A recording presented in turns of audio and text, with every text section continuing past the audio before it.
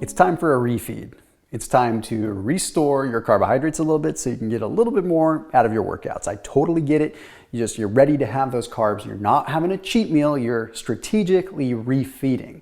Well, it's been a huge demand. People have been asking, how do you properly do a carbohydrate refeed? Well, let's talk about it from a general overarching perspective in this video so you at least get a concept of how it works. I'm going to go a little bit deep into science, but I'm going to reel it back and make sure that it's very applicable because I want you to be able to have a pragmatic, practical takeaway from this video. Hey, please do hit the red subscribe button as well, and then please hit that bell icon. That way you never ever miss a beat. And then after this video, check out Thrive Market down below in the description. So if you're doing keto and you're looking to do a refeed, I would highly recommend utilizing Thrive Market so that you can get cleaner quality carbohydrates. They just have good snacks, paleo snacks, things that aren't going to have a huge carbon footprint on your body, if you want to call it that. So highly recommended. They get delivered right to your doorstep. You can choose your foods. It's an online membership-based grocery store, and they've been a huge supporter of this channel for like 3 years now. So big thank you to Thrive Market. Please check them out down below in the description so that you can get some groceries delivered to your doorstep. I want to make sure that I set things straight first off. You don't need to do carb refeeds. If you feel good, don't mess with a good thing. However, I highly recommend that occasionally you allow your body to utilize some carbohydrates so that you do not lose the ability to process them. I understand. Doing keto for 10 years, I know full well how good it feels on keto, and you don't want to go back to the well and don't want to go back to those carbs. I totally get it. But one thing to keep in mind is that if you don't use it, you lose it. And I don't want you to lose the ability to process carbs effectively. I would rather have you be metabolically flexible. If you are going to have a carb refeed, there's a couple things you should know. One carb refeed meal isn't necessarily going to do it for you. Okay, let me show you 2 studies really quick that kind of demonstrates my point. Stick with me. It might seem crazy at first. I promise, pinky promise you I'm going to bring it right back. The Journal of Sports Medicine had published a study that showed that like 4 days on a ketogenic diet diminished anaerobic performance by 15%. I know what you're thinking. I've been doing keto longer than 4 days. Okay, that's not my point. Okay, so this study concluded based on this that the reason they lost performance was because their glycogen stores were low. And that's kind of the common theme amongst the ketogenic community too, is they feel like they need to have a carb refeed to restore their glycogen levels. It's not so much about that. I'll explain it in a second. The glycogen is there either way, believe it or not. It's just at 4 days, a 4-day test like this, that's not a good example because no one is even remotely fat adapted. Your body's in shock if you're just doing 4 days of ketosis and you've never done it before. But here's another study that kind of proves that whole theory wrong. The Journal of Applied Physiology published a study that showed 6 days of a ketogenic diet with 1 carb refeed meal still had a decline in performance. That debunks the whole glycogen thing because that 1 carbohydrate meal would have totally restored glycogen. So glycogen is not the problem. So are we having a carb refeed to restore glycogen? We're not. Because even on keto, I can almost promise you your glycogen levels are fine. Here's what's going on.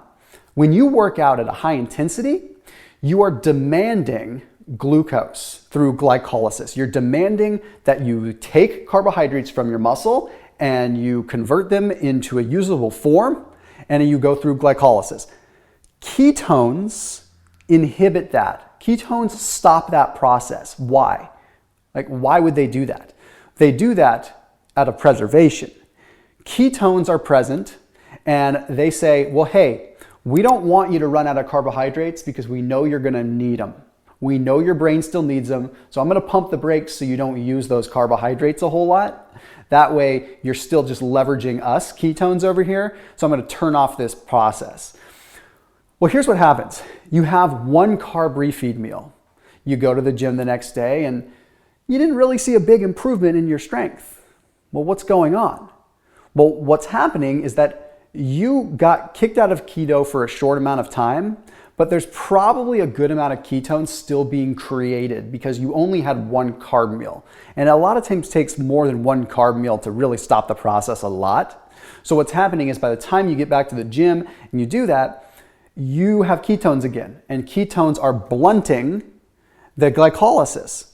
So you're not able to actually activate those carbs right. You're not using them properly. You're able to use them to a degree, or not to the high intensity that you were hoping out of that refeed meal.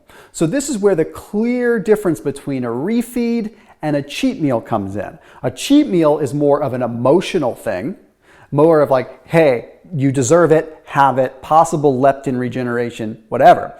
A refeed is where you're not trying to necessarily restore your glycogen, but you're trying to expose your body to carbohydrates just long enough that you're not making ketones for a little bit so that your body does not any longer inhibit glycolysis. That way you get some strong workouts in, you feel like you accomplish things, and you activate different molecular and muscular processes, and you get different myokines and all these things that are released as a result of that.